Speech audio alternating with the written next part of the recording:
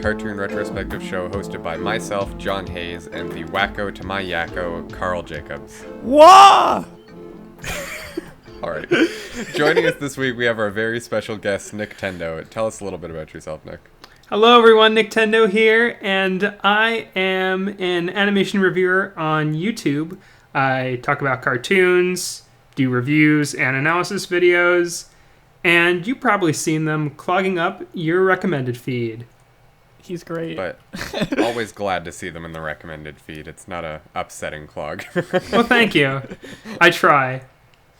All right. What are we talking about today, Carl?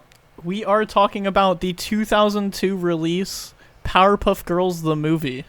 I'm just going to jump right into like a few little factoids about it, if you will. It was released June 22nd, 2002, which is, it looks like right smack dab in the middle of the original series airing, which was from 1998 to 2005.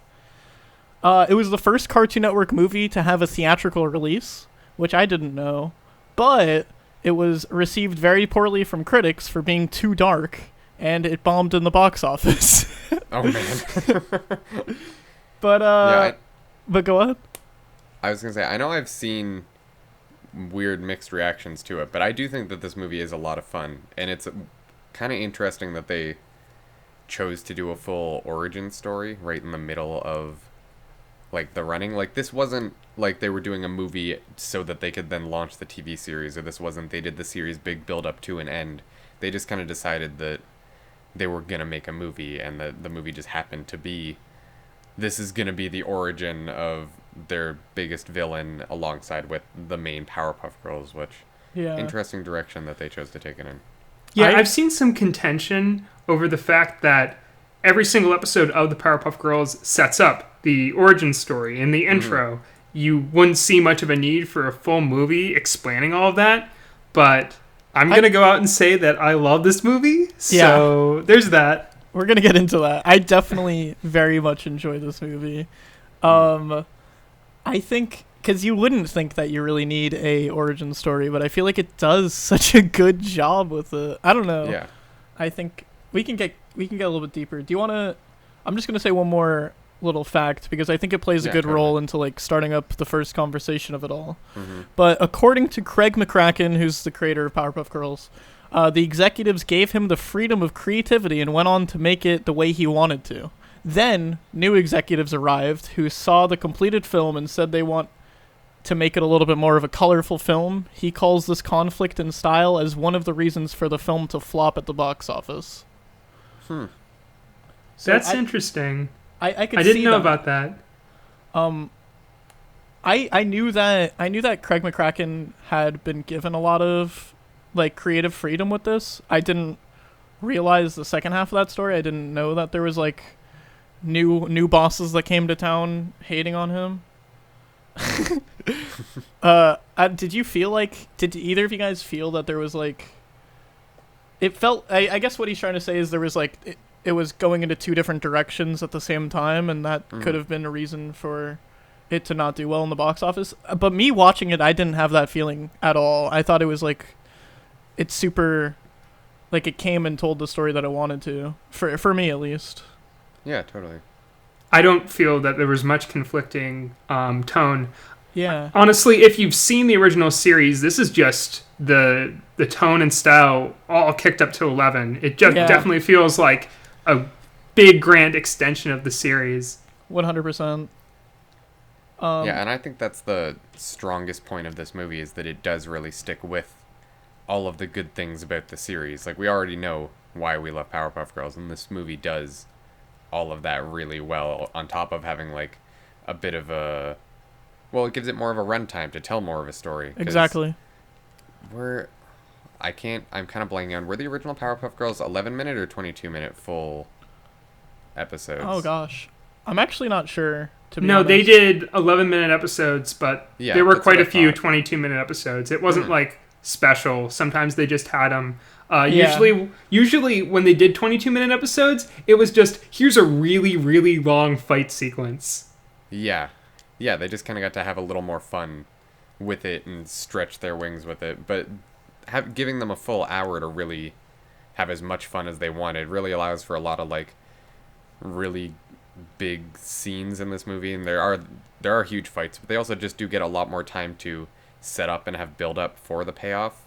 Mm-hmm. Where it does still feel like the storytelling in this doesn't feel like it couldn't be done in a normal Powerpuff Girls episode. Like, the plot of this movie, they could get done in a 22-minute sequence, probably, if they just, like, cut out a bunch of the scenes or shrunk them down or cut out a bunch of the dialogue, and they could more or less get the same story across. But just the way that they chose to do it with the full, what is it, like, hour and 10? Yeah, it's it hour was like and 10, which 16 is... minutes or something.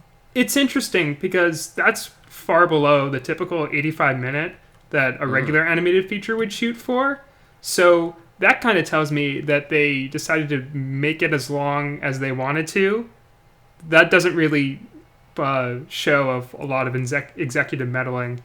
Mm-hmm. Also because the movie's paced like pretty well. It's just a breezy hour you get in and out. Yeah, I think the pacing is extraordinary. I think it does such a good job at its pacing. I'm also looking at it. We were talking about the box office doing really bad. I mean, its budget was 11 million, and then it brought in 16 million. So it wasn't like it didn't go in the negatives. It didn't bomb for the studio, but I'm sure, knowing that Powerpuff Girls was a big Cartoon Network property, and the fact that this was Cartoon Network's first big theatrical release, they were probably expecting a much bigger payout with them kind of putting all their chips on the table like this. Definitely fair. You also have to take into account when this movie came out. There's a great video by my friend Jim Gizrael, who did a whole thing about why the movie failed, and it's two main reasons. I think there might be a third, but it's primarily because this movie came out right around the time there were huge hits. There was Men in Black 2 and Lilo and Stitch were also in theaters, also in the same demographic, and also the trend of TV shows being adapted into movies for cartoons, which started with the Rugrats movie, was on its way out. I think Hey Arnold the movie came out like just a few weeks before, and that also flopped. Oh, okay. Yeah. I Hey Arnold like the movie. remember... Hey Arnold the movie is also not very good, but that's besides the point.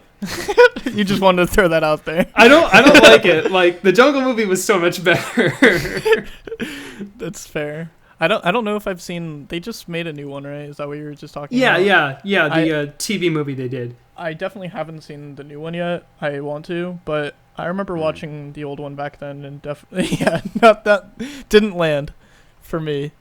I remember watching. I think it might have been a Rebel Taxi video on, like, the oversaturation of 2D animated shows turned to movies since Rugrats. It might not have been Rebel Taxi. No, he did a video on that. Did he? It's quite So good. it Yeah, was I probably recommend Rebel it. Taxi. Yeah, it's definitely check it out then. It's definitely more memorable than me not remembering if it was him or not. Sorry about that. But yeah, I think I could see why it did so poorly. But I mean, critically, it has a 63 in Rotten Tomatoes, which isn't terrible. I think Rotten Tomatoes is. I mean, I've seen a lot of 12 out of 100 movies that I enjoy. So Yeah. It's not like this movie is hated and totally panned. I think that the big consensus I've seen from people is that they thought it was just kind of underwhelming, which I totally didn't get when I was watching it. Like, I thought that it does what it needs to, like, really well. I agree 100%. I think Yeah. I mean, we could get. Do you want to just jump right into the movie itself then? Because like, there's a lot of it that I really, really enjoy and I want to discuss. I think. Would we good with that? Just start from the beginning, I guess. Yeah, there's one more thing I want to bring up. Sure. Which is totally. something a lot of people cite about Craig McCracken's feelings on the movie in a documentary he did for like the 10th anniversary on the DVD set. He mentioned that he wishes that the movie was a little lighter and a little sillier, and he feels he's good about it, but he feels that he tried too hard to push it into a dark direction, because he saw the drawback of all the merchandise that was coming out at the time, which was all girly, all jewelry, and he wanted to kind of, quote unquote, reclaim the mantle of the Powerpuff Girls, or I think he said the Whoop-Ass Girls, which is what the original name he had for it. Yeah. But that kind of sticks with me. Like, he doesn't regret it, but it does kind of show that he's not completely satisfied with it looking back. But I don't know what he's talking about. The movie's great. Yeah, I was about to say, like, do you agree with that at all? Do you have any feelings like that? I understand where he's coming from, at least. Like, I get that, and you can kind of see that, like, putting that in the context where he's thinking about it now, where it is him trying to be like, oh, well, we want to make a bit of a darker story to go with these characters, to kind of have it, to try and separate that bit of, like, the direction the brand was going. But I also don't think that it makes it worse because of that. Like, I don't think that I would have liked this movie less if it was a little lighter. I don't think this movie needed to be darker. I think it's good where it is, and it doesn't feel wrong for the Powerpuff Girls, but it also doesn't feel like it's too safe. Yeah, no, there's certainly a moment or two where I'm taken aback by kind of where they pushed it, but it just all feels like the show. It feels like an extension of the show, which I feel like any good adaptation of a TV show into a movie should feel like. It shouldn't have the same tone of the original TV show. Mm-hmm. And I think that's the biggest thing this gets right. Yeah, 100%. I agree. I think it's tonally so sound for me. I think it does such a good job at. It doesn't. I feel like dark is a weird word for it, because it's still kind of like, it's like lighthearted, and it's still Powerpuff Girls. Like, it's yeah, it like, if you've never watched this and you're hearing us talk, you'd probably think it like, but you'd probably think of something much darker than it actually is. It really isn't that dark. That being said, like, I mean, there's a lot of scenes where you're like, oh, there's a lot of people that just died. so I get that. And I think the only parts where it gets a little dark for, like, what the Powerpuff Girls is when it gets to, like, their, like, loneliness once the professor goes to, like, jail and stuff like that. Mm-hmm. But I feel like it's not in and of itself such a dark movie. This is still a movie about a talking ape who tries to take over the world. Yeah. Who wears a purple flowing cape. Exactly. But also he tries to snap a man's neck. So, there's that. Yeah. It's got that going for it. And I'd also like to point out he has a massive pink brain that's sticking out of his head. No. To comment about why I think the movie failed, I think it kind of came with the fact that this was a Powerpuff Girls movie to begin with. And because it's so dark, who exactly was this made for? I don't know. I guess it's for a bunch of us nerds to talk about like 15 years later. Like, literally, that's just kind of how I feel. This is kind of a movie for just animation nerds. One's willing to, I guess at the time, to go out to theaters and with a bunch of grown men surrounded by little girls. Like, this was about a decade or so removed from the brony phenomenon. So, it wasn't quite as accepted at the time. And I definitely see that. Yeah. I mean, yeah, no, I thinking about it that way, that makes perfect sense to me. That being said, this movie is awesome. You should check it out. Mm-hmm. Yeah. It's definitely like a... And I don't think darkness is the right way to put it as much as weird.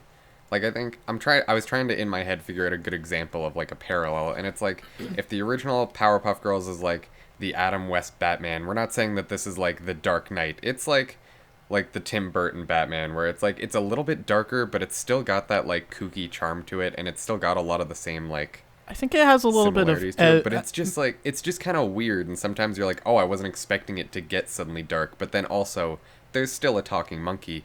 There's still like it's still three little girls that were made because of science, and that's just kind of like it. Like like there is still so much of the fun lightheartedness that you would attribute with those characters that it doesn't shroud it or change them at all. Like it doesn't. There's no point when you're watching this where you're like, oh, I can't believe that they let the Powerpuff Girls do that. That's way too dark. As much as it's just like slightly shocking. Like you might not be expecting for them to raise the stakes that much. I agree. I think edgy might be a good word for it. I think it's like there's points where it's like, again, there's probably a lot of humans that die in this movie. Which is something, you know what I mean? I don't remember this many humans dying in Powerpuff Girls. We don't even get a joke where there's a bunch of people that get crushed and they're like, we're okay, which is how like a ton of cartoons kind of sidestep like, that danger. There was like a point in time where there were these two people that were in like just a top floor apartment in a skyscraper, and this guy was like hitting on this girl, and then all of a sudden a car that they accidentally hit into the air flies into them, and then that's it. Like, they just move on. Like, those people are all dead. The people in the car are probably also dead. Yeah. No, there's these shots where in the city there's these waves of these cars getting pushed off of these getting pushed off the street, and I'm like, Man of Steel's got nothing on this for collateral damage. Yeah. I mean, I get that the whole point of that was like how powerful they really are and how like they have to be responsible with their powers, but they probably could have learned that lesson. Collateral damage. Then have them learn the lesson that they can't create so much collateral damage. Yeah. But they probably could have like learned that lesson without killing hundreds upon hundreds of human beings. Were there any characters that stuck out to you guys specifically in the movie that maybe like you enjoy them more in the show now that you saw their role in the movie? I can start if you want. Yeah, you can. I really like the professor in this movie. I think he does such a good. I feel like his role as like a dad like is so good, and he really like doesn't know what to do with these girls, and he's such a mad scientist. I think it's really well executed, and I enjoyed all the times that he was a part of it. Mm-hmm. I like how they portray him as trying to do the right thing, but just completely confused and dumbfounded about why any of this is happening. Some moments that stick out to me are where he goes to the kindergarten teacher. What's her name? Ms. Keene. Yeah. Yes. Right after the girls are enrolled.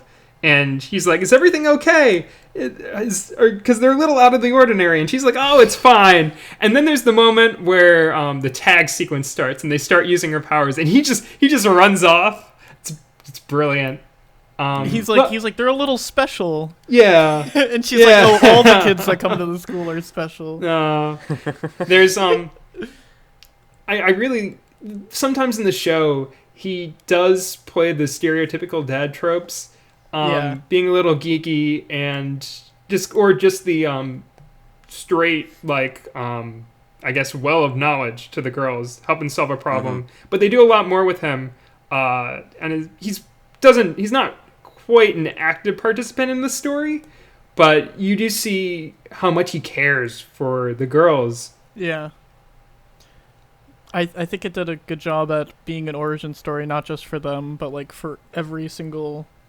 Like a lot of the big characters, because you get the professor, you get them, and you get Mojo Jojo all kind of in the one overarching story. There's a lot of great little origins you see. You see how the Powerpuff Girls got their room, how they put the windows onto the house, which I think is a really really nice touch, and a good gag too.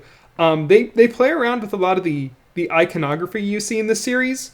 There's this establishing shot of the city of Townsville, and there's all these buildings, like they're very simple shapes, But some of them, they actually climb up and have fight scenes on, which I think is a really good touch. There's this one with that kind of looks like the Seattle Space Needle. I think that's the name. Yeah. That they run around and there's a giant explosion in the background, and you see that from afar, but they actually fly up and have a little sequence up there, which I think is a good touch. I agree 100%. I wanna mention a couple of great cameos that I noticed when watching this movie for the first time. Well, for the first time here today. There's a newspaper that says "Creepy Bug-Eyed Girls." It's only on screen maybe like once or twice for a couple seconds, but every single piece of text on that newspaper can actually be read. And really? Yes. So there's like a letters column that is apparently answered by the producer of the movie, who named in the credits, and it's like anonymous is I think someone with the alias N2 Deep is writing about how they have to complete a movie in less than 6 months instead of 36 weeks. Oh no! And their response is to get out of the industry and like move to Rhode Island or something. That's so funny. Such a brilliant touch. There's also a cameo by the Gorillaz in there.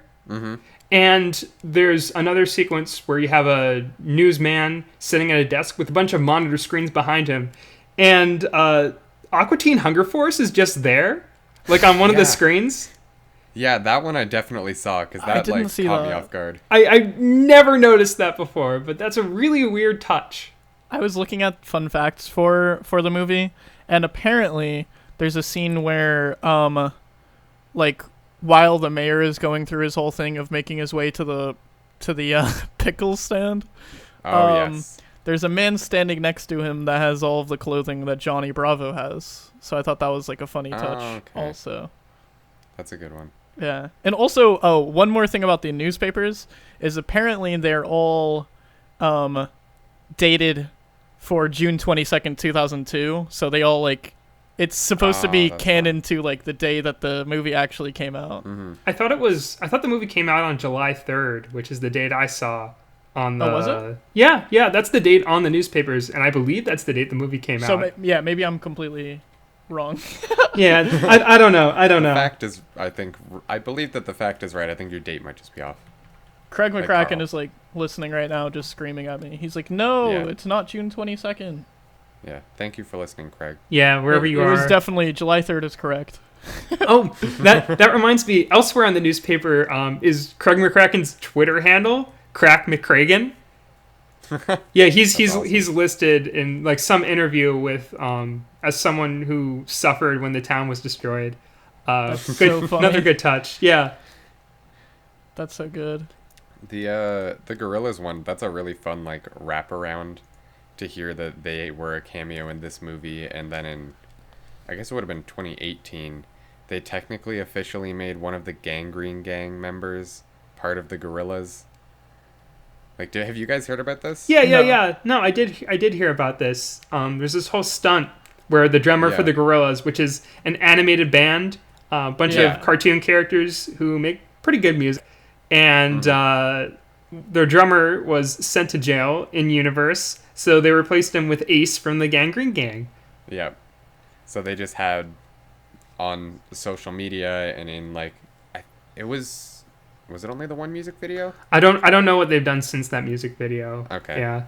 I think it might have only been the one music video, but they just have, instead of like I think Russell's the name of the drummer, instead of the normal drummer Russell being at the drum kit in the music video, it's just Ace from the Gangrene Gang who's just there. And this is like however many years after the Powerpuff Girls has gone off the air, that they were just like, no, yeah, we're just gonna put this fictional bad guy character into our band made up of fictional cartoon characters. And it's such a weird like stunt that I like knowing that the Gorillaz and the Powerpuff Girls have had this weird relationship for like nearly 20 years now. Well, don't forget about the Powerpuff Girls reboot. Still airing new episodes. Yeah. Okay, yeah, technically correct. Mm-hmm. I'd like to forget that it exists, but yeah, gotta love we it. all. That brings up a good, because we were talking about the Gangrene Gang. So let me segue us into the next thing. There's a lot of talk that the movie's story helps give reasoning to why the girls seem to like pity Mojo Jojo throughout the TV series, while like, and they just try to like show a little bit more remorse with him. But whenever they go up against the Gangrene Gang, they like show zero remorse and are never like pitying them. And people look to this movie as like kind of a good reasoning for that, because I mean, there was a point in time where Mojo Jojo, like, you know, took them to the zoo, and maybe, like, he didn't have the right intentions, but, like, for them, it was, like, a trip to the zoo, you know? Yeah, no, he also saves them from the Gangrene Gang in the first place. Exactly, yeah. Also, to note on that is that when you first see the Gangrene Gang, actually, both times, at the very beginning of the movie and when the girls see them in the dark alley, they're way more menacing than they ever have been in the TV show. But that's what I noticed. Yeah, and the leader Ace's greasy hair in the rain is just so much more detailed and a little bit scary than it is in the show. That's like that. I guess that it is a little bit darker than I give it credit for. Yeah, because like the Gangrene Gang, like that whole scene where they like jump the Powerpuff Girls is kind of like, it really is a little bit scary. Like I can't imagine being a little kid watching that. Right. No, in concept, it's super ridiculous, especially if you know them from the show. But the way they execute it with all the shadow work is fantastic. Can we talk about the art direction and color design in this movie? For sure. Gosh, it's gorgeous. Beautiful. It's legendary to me. I really love every piece of all of the backgrounds for every scene look incredible, and like all the characters obviously too. But there were so many times when like before our recording session, I was just kind of like re-flipping through the movie again just to kind of like look at bits of it, just because it's so pretty, and all of like the cityscapes and when they're inside the buildings, all of the coloring and the designs for it look so iconically Powerpuff Girls, and it's so gorgeous. They redesigned pretty much every asset from the show for this film. All the character designs got a bit of a facelift. And they use that for the last 2 seasons of the show. This introduces like a couple of kind of contentious design elements. For one thing, the eyes on some of the characters, like the professor, instead of just being dots, they're like rectangular slants in circles. I don't know if you know what I'm talking about, but if you look up an image... I get it. Yeah, they're just kind of... They look a little off. I mean, I think it's a really cool design, but it's... I think it still works. Yeah, no, it still works. The other thing is Mojo Jojo has a slight redesign that's stuck. Yeah. His jowl is more slim, and his ears are pointy, more elf-like. And I don't know, I prefer the original design, but for a movie where everything's trying to be sleeker, I think it works here. Not so much when they used it in the show, but here it's pretty good. I also like everything has this nice kind of grain texture for all of the backgrounds, which I don't know how high quality you saw this film in, but where I saw it, everything looks very gorgeous. There's also a lot of early 2000s CGI integration, which is obvious. It sticks out a little bit, but it's used kind of sparingly. I think they make the best use of it in some of the crowd shots, where it's like panning through this giant crowd of all these monkeys on the ground. That looks fantastic. That whole action sequence, all those sequences with all these different characters on screen, and all these chemical X infused monkeys with all these wacky abilities is fantastic. I love it. All of the bits that they get out in that monkey scene are so funny. Yeah, and they call back to them. Pretty much all of them are covered when the girls go back to defeat all those monkeys, which is great. Just to touch upon, not to like backtrack too much, but the art specifically during like the raining scenes was so gorgeous to me. I don't know why, like, it struck me as so beautiful. I think it just felt like it felt like they had so much bigger of a budget for this movie than they usually do in the TV show. I mean, it's pretty obvious, but I feel like they did such a good job at like making it feel a lot sleeker while keeping the same like feeling, that Powerpuff Girls has. But I specifically, like, whenever we're talking about the art and how gorgeous it is, like, my first two things that I think of are like the beautiful skylines that were like while they were destroying everything, and then also I really liked the rain sequences, like when they got jumped by the Gangrene Gang, and like when they were talking to Mojo Jojo in the box specifically. Yeah. One thing that sticks out to me with the lighting are the highlights on the girls' eyes, which always stick out in every scene. That's probably the thing your eyes will be drawn to the most. Definitely. And those really help bring out a bit of color in some of the more dreary scenes. Let's talk about the asteroid scene, which is definitely the most somber part of the film. Oh man. Yeah, definitely. Oh, it's and they're all like fighting and yeah. No, I could do without the Bubbles crying at the beginning, but it's a little hard on the ears. But other than that, it's such a slow scene. And when it ramps up towards the end, after all the characters are done fighting, and you start to see the monkey attacks in Townsville interspersed with everyone on land. It's just fantastically done. I agree. Yeah, I think that this is one of the points where it really benefits from having that longer runtime, where if it were a 22-minute episode, I don't know if they would really get to let these moments sit. And this asteroid scene specifically, that's a moment where they really do just kind of let it sit and let it, like, you kind of get to feel that, like you mentioned, that like slow burn of them just like really having to think about, what it means for them to be heroes, and like them coming to terms with wanting to go like back and save the town as it is this big chaotic monkey invasion going on back in Townsville. That moment in an episode might have been done in a couple lines or had been cut down shorter, but I think they do a really good job in this of they know when they kind of need to hold their cards. Yeah, no, this definitely has the opportunity to be a lot more slow and methodical than the show usually is. It has its slower moments, but like one that comes to mind off the top of my head is the Powerpuff Girls' Best Rainy Day Ever, where the whole opening is similar to the rain sequence in this movie, where it just kind of pans across all these characters and all these landscapes in the town, and it's just got this really slow and dreary tone. But yeah, like I said before, everything in this movie is kind of kicked up to 11. Yeah, and I also, for the asteroid scene, I want to give a shout out to the color direction and like art style for that, because I don't know if you guys remember, but it's like super toned down, pretty much just like a grayscale for the color usage, except like the only colors that they show is like even the more toned down color of each of like their colored eyes, you know what I mean? And it like it does such a good job at encapsulating like how dreary the scene really is. Yeah, it's good like visual storytelling with that. Exactly. I also love all the particles and the texture of the asteroid itself. It doesn't quite look 2D or 3D. It's a really like alien kind of blend of both, and it looks gorgeous. That whole visually, that scene, you could watch it without audio and you get the same impact. For sure. I love it. I'm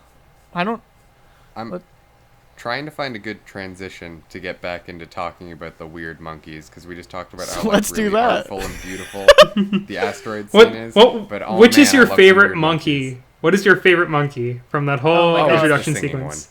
Hacha-cha-cha? Yeah, I don't remember their names, but it's the one that he's just kind of like doing a little dance and singing, and his whole evil plan is just to eat a lot of bananas and leave the peels everywhere, so everyone's all falling down all the time. Yeah, I love his little vaudeville kind of performance. Yeah. That's like it's like 15 seconds, but it's so great. Yeah. They hold that bit like really long when they do it. Like all the other monkeys, it's like they kind of give them one or two sentences where they're like, this is my name and I'm gonna do this. This is my name and I'm gonna do this. And then they just hold on this one dancing monkey. Yeah. There's maybe for too long. There's but so like, many, yeah. The funny amount of too long. There's so many fantastic puns in that sequence. And another highlight is Mojo's reaction to each one, which is like even shorter. It just gets shorter and shorter. But he gets more infuriated over time, not having any control. It's such a great, it escalates so well. Funny. Yeah. That was probably the peak for like me and Johnny had watched the movie together. Like we were just rewatching it together in preparation for this episode, and we were like we were both just kind of hysterically laughing as each monkey made their appearance. Immediately spirals out of control. Yeah, because I adore the villains that aren't always great at being villains trope. Like we talked about this a little bit with Dr. Doofenshmirtz when we talked about Phineas and Ferb, like that kind of style. And I love that Mojo Jojo goes through all of this like big arc of setting up being such a perfect villain, and his plan's like ready, he's got all the monkeys there, and then all of a sudden they start to revolt, and just watching him be like, oh no, and immediately realize that everything is going wrong is such a good payoff to that setup. And having not only when they all start to revolt, like Mojo Jojo's reaction being funny, but all of the ways that they're revolting being really funny, and all of the designs being iconic. And like I thought it was fantastic when there's the one is like the hive mind of monkeys, where it's all like just the monkey in a barrel monkeys that all just like turn into a giant like chain of like linking across the city. Yeah, no, I love how diverse, how many different kinds of species they have of monkeys. And for Mojo Jojo himself, I feel like this movie is at an interesting point where this is probably the most successful and smartest of all of his schemes across the entire show. He gets really close to succeeding, and some people have a problem with that, but part of the reason why he comes so close is because the girls trust him at the beginning. They don't know what to expect. So I think that kind of makes up for why he's so much more maniacal. At the beginning, when he first talks to the girls, he's not in his typical rambling speech pattern. He's very scholarly and like well kept. Like there's the whole spiel that he goes off about how he's a monster and how the whole world has mistreated him is kind of beautiful. Like it kind of it caught me off guard about like how well written it was. That's very good. And they I think that I kind of can't believe that people don't like that, because I think it just adds to Mojo Jojo as a character, like with the context of him getting so close to succeeding with his first plan in this one so far. And then in the show when he gets like he just can't even get back to that first attempt again, I think that just makes it even better of just that like bit of a tragic, ridiculous villain that he is. I think that totally adds to his whole appeal, for me at least. If I do have to kind of complain about that just a tiny bit, I would kind of liked him to have more of like a silly like reaction to being defeated, because that's one of the highlights of the whole show. His curses catchphrase is fantastic. They made like a whole episode which is just him complaining about being defeated. Just another Manic Mojo, which is one of my favorites. And I don't know, like they could have. I feel like you see enough of variety from him at this point, especially with how he's a little one note, I guess. Not that that's a bad thing. He's still like a fantastically funny character, but they really get a lot of emotion out of him, and his plan is also like really interesting. I like the whole sequence where they show how the girls are building his laboratory, and they go all across the world getting all these different bits and pieces to prop his lair on top of the volcano, which is weird. I don't know why they never took down an active volcano in the middle of the city, but we just won't question. Yeah, no, there's like a flashback episode where Mojo Jojo goes back in time to try to drop the professor into the volcano, and it's weird there, and it's still weird here, but it's cool, so I won't argue about it. Yeah. Can we also talk about a design choice by having them put the like the Capitol building, the top of the Capitol building on his head where his brain is. Oh, whenever he turns yeah. into like the When he mega eventually version turns of into the himself giant. or whatever. Mm-hmm.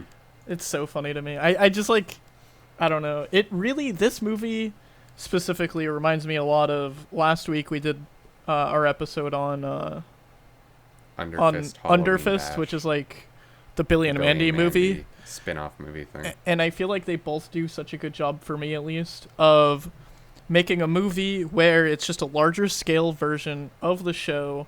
Maybe it feels a little bit different tonally, but in my opinion, I feel like they both do such a good job at encapsulating everything I really, really like about Powerpuff Girls, and for Underfist's Billy and Mandy, and like just kind of expanding upon it. Like, in my opinion, the Powerpuff Girls is won over for me in like just how good its writing is and how iconic its villains are, and just like just specifically the writing in general I think is so good in Powerpuff Girls, and I think that's not like an exception in the movie. Yeah, I think they do superheroes and superhero tropes really well in this. Like, coming from someone that as a kid I like I've been reading comic books as long as I can remember, and I've just like loved the superhero genre, and the Powerpuff Girls does such a good job at being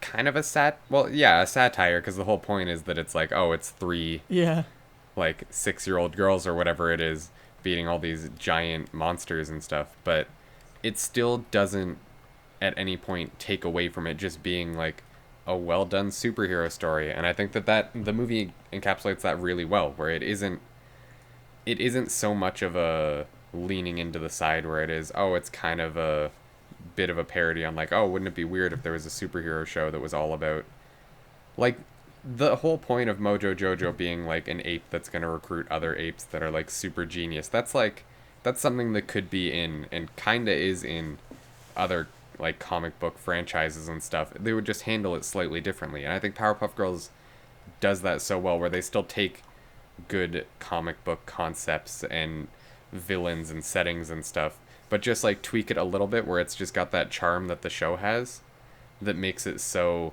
infectiously fun to watch. Yeah, no. I feel like if you're not a fan of the Powerpuff Girls, you won't have as strong an opinion of this movie as I do, or any of us do.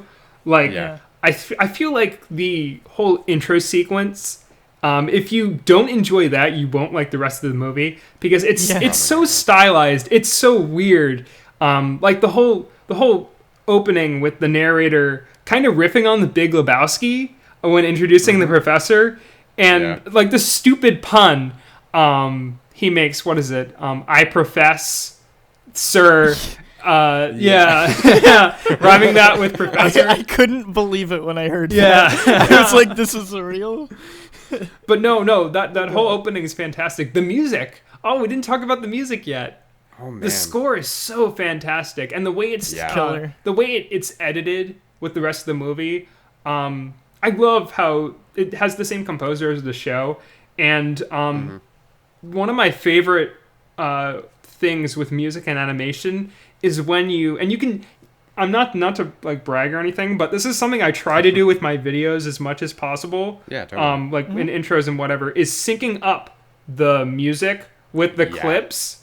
Like, that is the most satisfying thing. It's such a simple thing. Every single but thing. all the hits, all the different shots, whenever it like goes from one girl to another, and you hear their specific like music cues. That's something that's carried over from the show so well. Yes. But yeah, no, it just goes so far with all these big like semi-orchestral sounding themes. I don't know if they brought an orchestra in, but they definitely, there's a lot more care put into the tracks. Some of my favorites, the intro is very excellent. And the scene where the girls are making the house with the professor has this really like soothing soothing music. I don't know what the instruments was. It's like all synthesized, but it's very good. I couldn't tell you offhand, but it gets that very wholesome nature across, and it does a good job of building the relationship between the professor and the Powerpuff Girls. where it does feel very calm and loving, and it's like, oh, they are still like, it's this like working together as a team, building up the house kind of really good vibe. Puts you in a super good mood for the start of the movie. Yeah, the movie. One thing that is interesting is that the whole beginning of the movie is kind of paced like an episode of the show. Like by the time they get to the school, you're at the 11-minute mark. Like they kind of, they don't really rush through it, but they take it at a pace which is normal for kind of what the show is used to. They do, they do try to stretch out some set pieces. Not that that's a bad thing, but the tag sequence definitely goes on for goes on for quite a bit. That would be my gripe. Yeah. There are some really cool things they do thematically in that scene. There's this bouncing ball that comes back and forth in a couple of shots of the city that just bounces off the professor's car. But by the end of the scene, you don't see that little bouncing ball. You see the giant olive spear that they knock off of the building that starts rolling around the town, which also just kind of symbolizes how much all the havoc they've caused has escalated. And it is a beautiful scene, but actually, I do think it probably could have been shorter. It could have been a lot shorter, and maybe like included less human deaths again, as we refer to that.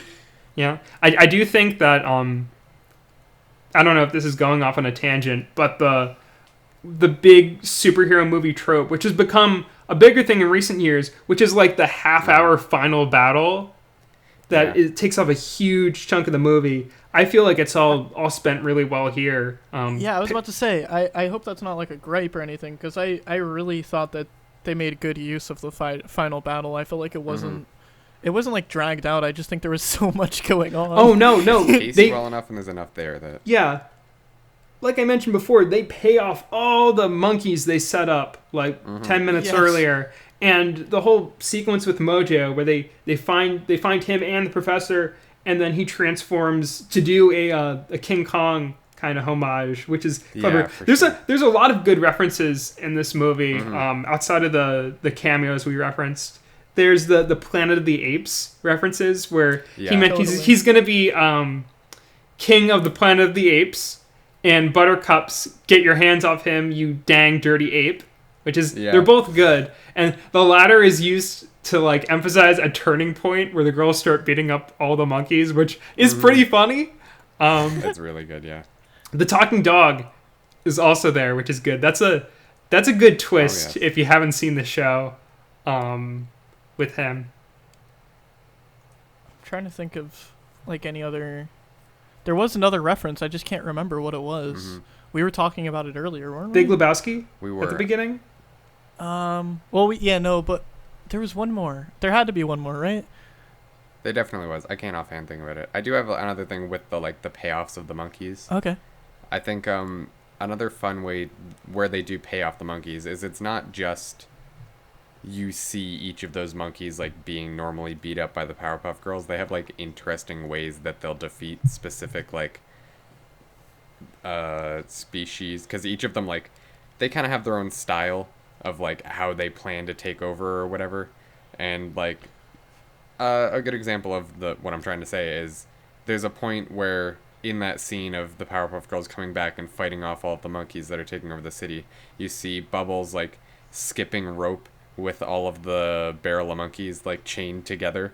So like that's her way of beating up those monkeys, is that she turned them into a jump rope and is like skipping rope with them. And it's like it's a fun little visual gag that they don't spend too much time on, as much as it's like a pan shot as they're going across the city showing them each beating up a bunch of the monkeys. And that just happens to be one of them. That was a really good little visual gag that got me, where they have interesting resolutions to it, not just like it would have been really easy for them to just have a bunch of the shots where they do just have them, you know, where they would have some of the shots are they just punch a monkey, and that's kind of it.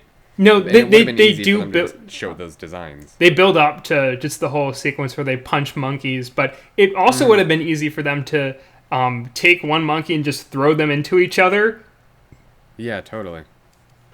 But they definitely went with all the unique stuff. They don't really use monkeys to beat up each other. They all get their moment to shine. Exactly. Yeah, for sure. They get their own moment to get humiliated in front of the 11 million worth of box office that watched the movie.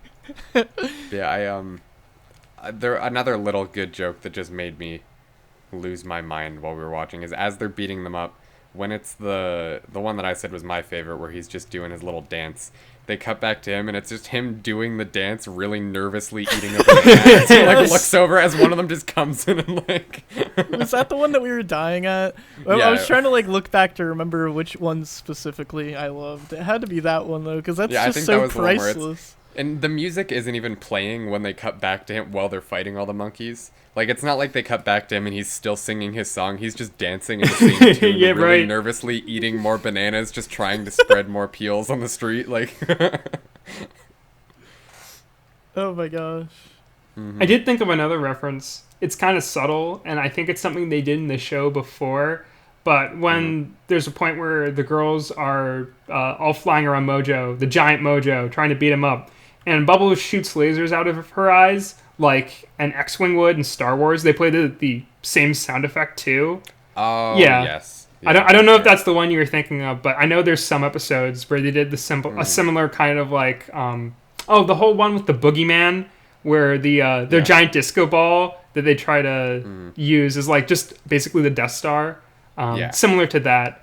There really aren't too many like specific callbacks to the show besides just iconography, but there was an obvious reference. Maybe I don't think I'm ever gonna guess the one that I was thinking of earlier, so I'm just gonna forget about it. But there was this other one. It was pretty obvious where Mojo Jojo grabs one of the three girls and then climbs up a tower as he's in like the mega form of him with the chemical X, and it's like obviously King Kong. You know what I mean? Yeah. But I think it has. I feel like just the main like thing to get out of this movie is it feels like such a passion project to me. Like it really feels like Craig McCracken just kind of did what he wanted with it. That's why I don't understand the corporate meddling thing, because the whole movie is so weird, and I can see why it flopped and might not have like appealed to one person, but it appeals to me and I think it's awesome. So yeah, so that's all that matters. yeah, pretty much. Yeah, I'm gonna be self-centered like that. No, for sure. I think it's almost kind of disappointing to me that what you were saying about him wishing it was a little bit more lighthearted.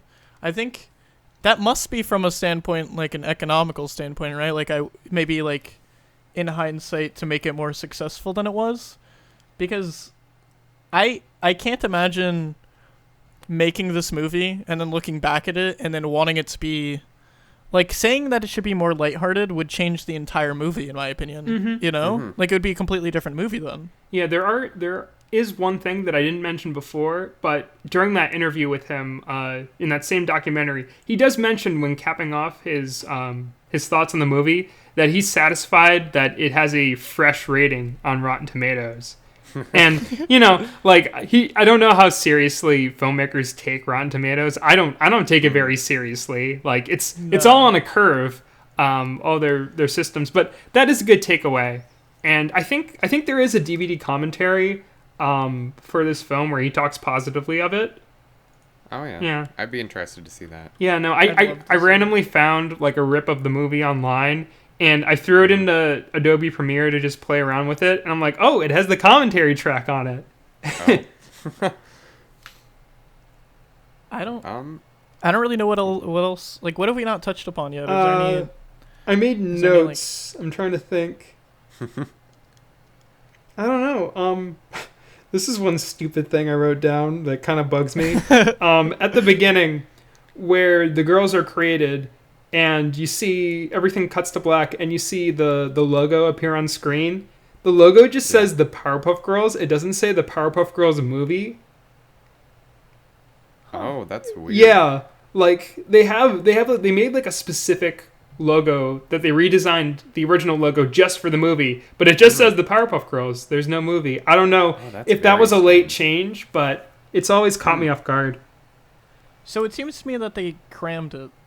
Is that like wrong? Yeah. It feels like they like had to hurry with the production of it all then. Yeah, well, yeah, going back to the Easter egg I found about the person being worried about the production of the movie, there was like one other, I'm trying to remember, but there's like one cut or something. Oh, yeah, okay, there's this one cut that feels like they just like composed the music and then they like edited the film around it a bit. That felt really off. Oh, yeah. There's this one part where one of the girls tips over a tank, and as it's being tipped over, there's like a sloppy freeze frame, and you hear the dot dot da da da da da, and then it just goes back to normal, and it just feels kind of out of place. Like the show wouldn't normally do freeze frames; it would like it would just cut straight to the impact. Yeah. That's a astute observation. Yeah, I don't know. I definitely didn't make. I don't know. It looked like kind of low quality, so it's like someone took a screen cap like in the middle, like it wasn't planned. Looking back, I actually remember that. Yeah. I don't know why. Like I definitely didn't note it back, like watching through it. Yeah, these are both nitpicks. I have like no major problems with the movie, other than like I would have liked to see what it would be like if it was lighthearted. Like I don't want it, but it would have been interesting. I do want to give it some credit that Powerpuff Girls is a TV show. One of my favorite parts about it is how iconic they make every single one of their villains. And they did a good job at not splitting up their time with too many villains. Like it was kind of just Powerpuff Girls and then Mojo Jojo, and they had the Gangrene gang, but like there's so many others that they could have like thrown in that they didn't, and I respect that. Yeah. Because like I could picture...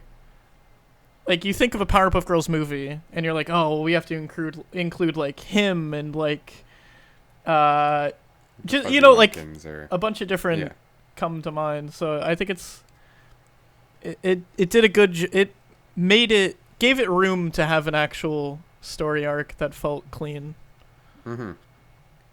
Yeah, they didn't need to blow it up too much with, like, trying to fit as much as possible Powerpuff Girls related. They were just kind of like, here's a story that we want to tell about the Powerpuff Girls that is just a little too big for us to do exactly in a 22-minute format, so we want to like really be able to flex our muscles and put it on the big screen and really put it out there. And exactly, I don't think that takes away from it at all. Like I don't think that it being a longer movie takes away from like the style of storytelling that they use with the show. That's such a that's like pretty much what I was trying to say with with saying, oh gosh, I just blanked. When did I say that? We were talking about, oh my gosh, I just had like the biggest brain fart. What exactly did you just say that maybe it'll spark it back up? The way that they, Jesus, now I'm doing it. You got me. Oh, jeez. This is terrible content. I'm so sorry. We love the movie. What is wrong with me? Oh, yeah. Yeah, what I was saying was, again, like, it does feel like it feels like they were like, oh, instead, let's just make a, hour and 10-minute long episode. And make it feel, like, give it more money, like, spend more money on it. But like make it feel like a hour and 10-minute long episode that feels like just a crisper, better version of what the show can offer. I think the same with Underfist, where Underfist was like a story that kind of couldn't have been told in the layout of a episode of Billy and Mandy. In the same way that this, like, again, there's so many scenes that you couldn't just take out the asteroid scene where they were having their like lowest point, or maybe like you can't take out the rainy scene where they confront Mojo Jojo for the first time. And I feel like the pacing was done so well that like if you take any part out or like speed up any part, it wouldn't have landed as hard. So I think an origin story like this was executed so perfectly by making it a movie. There are a couple of deleted scenes from this film that I think were on the DVD. I don't know. I can't think of all of them off the top of my head, but I believe they're all like really short. Maybe just like left on the cutting room floor. Not probably because the film was running too long, but probably because it just didn't gel with everything else. Yeah. But yeah, no, imagine... everything is so thematically concise in this film, and it just kind of runs with this this crazy take on the Powerpuff Girls. Like, it's not unusual from what you expect from the series, but it's just a great kind of different. And I'm sad that I didn't get the opportunity to see it in theaters, because this is such a great like movie to just crank up the volume, just watch it on a big TV, soak in all the detail. And I can't, like, that must have looked so gorgeous. Yeah. Yeah. Like, you know, I guess I'm glad that I didn't see it in theaters because I was 4 years old. So I don't think I would have gotten as much out of it. But I wish, I want to imagine maybe like there's a world where, you know, Cartoon Network does another screening of it for whatever reason. Yeah.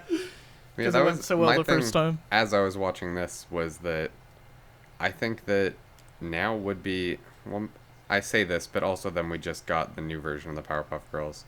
But like, I think now, thematically, with what the Powerpuff Girls do as like a superhero story, that it would be a good time to have this like fresh, different version of what superheroes could be. And I think that exactly, if you got a team that could make a movie as good as this movie, I would 100% be there to see a Powerpuff Girls movie, you know, especially in 2019 or 2020 or whatever.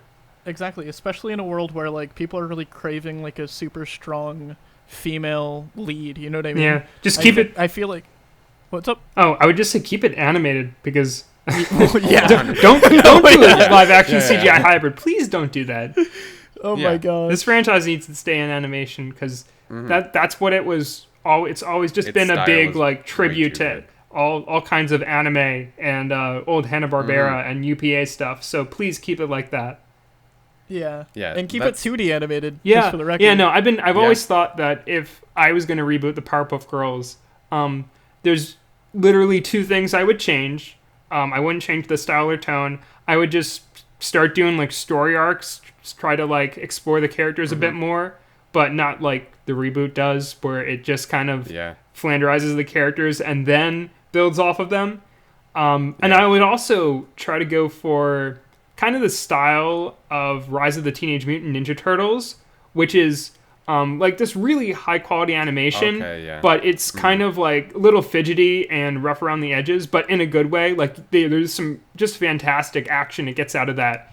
And that's kind of what the original show was like. Not this movie. If you go back to like the first couple of seasons, they were like their budget wasn't really that high. Like every single time you saw the city or saw the townspeople, it always looked different. And they were just kind of, it was always rough around the edges, but it had like a really, really great style to it. So I'd like to see that captured with a bigger budget. And I don't know, just more time to do the animation. I could see a world where they make a gorgeous 2D animated Powerpuff Girls movie, and maybe it lands something like Spider-Man Into the Spider-Verse. Yeah, no, I was getting Spider-Verse vibes from this. Exactly. I remember looking it up. I think the production designer for Spider-Verse, Justin K. Thompson, I think that's his name. He worked on this movie. That's one of his one of his first jobs. And I don't know. I don't really see.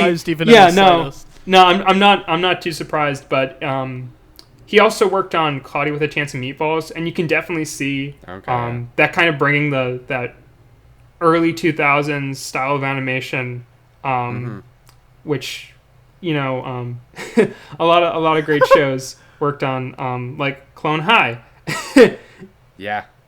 Man, don't even Clone get High. Johnny started. Oh, don't get me started on Clone High. You want to know what I did today? You want to know what I did today? I sat at home and waited for my copy of Clone High, the complete series, to come on DVD. I bought through eBay for $30.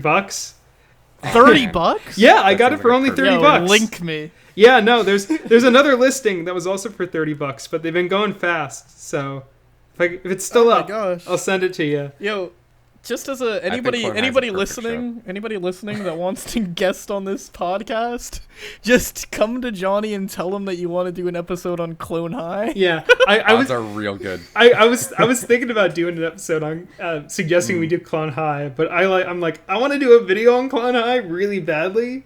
So Yeah. Okay. So I'm excited for that then. yeah. Yeah, You wanna- very excited for that. You want to like move into, oh man, I feel like we usually end it with, do we recommend this movie? And I feel like that's another obvious yes for all three of us. I don't want to speak for everybody, but It is. but how about we do that same one that we did with Underfist, where it's like, would we recommend watching this even if you haven't watched the Powerpuff Girls show before? That's a good question. Like, is this a bad place to start for Powerpuff Girls? It is I an don't think origin it's- story. I don't think it's the best place to start, but Yeah. I think it's not a bad place to start. I don't think there's Like, any I think terrible place to start for Powerpuff Girls, Right. I guess. except for except for 2016. Yeah. Yeah. No, I'd But say we I'd don't say count this that. is a pretty decent way to get introduced to the show. I'd say that if you don't like this, maybe start watching the show and then ease into this. Mm-hmm. I think. Yeah, like I don't think that it's necessarily an origin story that like you're gonna be watching the show and wondering like, oh, how did these people get here? Because like we mentioned earlier, they more or less explain this movie in a couple lines at the start of every episode. So this is a little bit more of a like, you've watched the show, you love the show, you love all these characters, and here's like extra information if you want to like build upon what you already like. Yeah, fair enough. I think I'd argue just watch the show first, because I really enjoyed this movie as somebody. I don't even know if I've ever seen this movie. I must have a long time ago, but I didn't have much memory of it. But now, like, I'm just gonna pretend like this is my first viewing of it, because like I don't have any recollection of the storyline at all. Yeah. And I'd say that I got so much more out of it as somebody that really, really enjoys this show itself and has watched the show, the entirety of it before. I think I got a lot more out of it than I would have just watching the movie. You know what I mean? Definitely, yeah. Yeah, I caught this on Boomerang like 4 or 5. I think, yeah, definitely like 5 years ago when I was just getting into the series. And I've certainly gotten a lot more out of it. I don't know.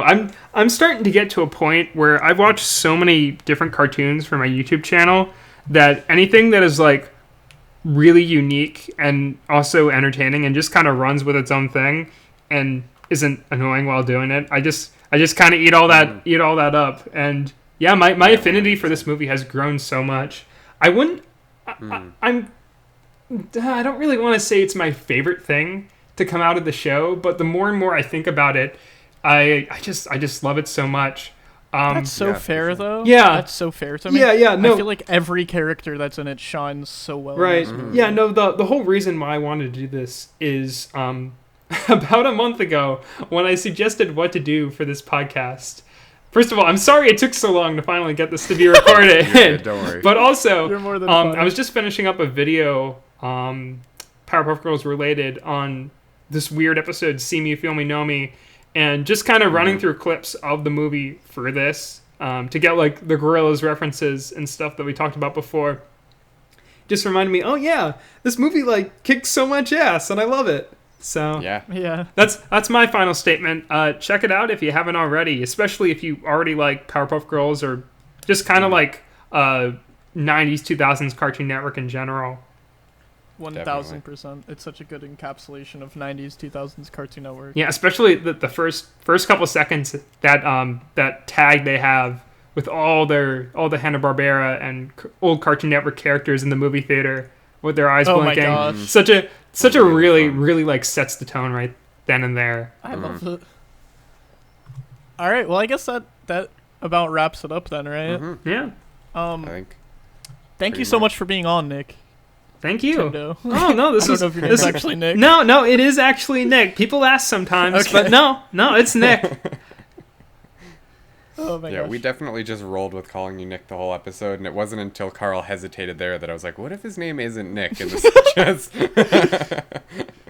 But guys, Yeah, if you haven't yet, I recommend thoroughly checking out Nicktendo. He was somebody he was one of the first people that I thought of when we thought of making this podcast. Like, he was one of the people that I really wanted to have onto it. Like, we had a Google Doc with like a general list of people that we wanted to at least invite and see what would happen. And it felt like a stretch, but like I definitely wrote Nick's name down because I love his content. If you guys want, definitely check it out. He just released... Do you have a specific video, Nick, that you would recommend people start with, or one that you're really proud of that you think people will enjoy? I'm gonna give the one I give out every time.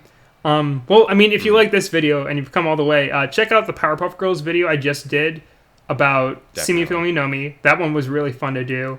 That was like one I'd wanted to do like since I started the channel. But another one, the one I recommend the most, is my History and Legacy of Johnny Test retrospective. That was a labor of love, and really paid off. I got a similar video coming up. It'll probably be out by the time I do. Not on Johnny Test, just did another one of those. But it's on another show I look back fondly in a similar light. So check that out. Very interested. Yeah. I want to recommend I really enjoyed, and it was like I've watched Nicktendo a little bit before this, but this is like where I had my notification bell clicked for him. Was he did a series, he did like a seasons 1 to 5 retrospect on Adventure Time, and then this like the fall or the rise and fall of like 6 to 10 seasons.